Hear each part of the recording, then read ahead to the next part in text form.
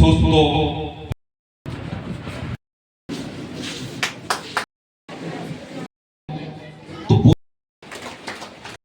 জানি যে মুখ্যমন্ত্রী নিরাময় আরোগ্য যোজনাটা কি, এই জিনিসটা প্রথম বুঝতে হবে।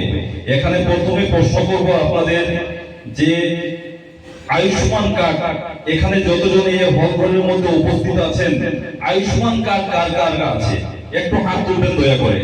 আয়ুষ্মান কার্ড কার কার আছে? প্রায় 90% লোকের এখানে আয়ুষ্মান কার্ড আছে, কিন্তু 10% মানুষের কাছে আয়ুষ্মান কার্ড নাই। আপনাদের কাছে অনুরোধ করব যে প্রধানমন্ত্রী আয়ুষ্মান কার্ডে যে কোনো ভাবে আপনারা অতি সত্ত্বর করার জন্য চেষ্টা করবেন।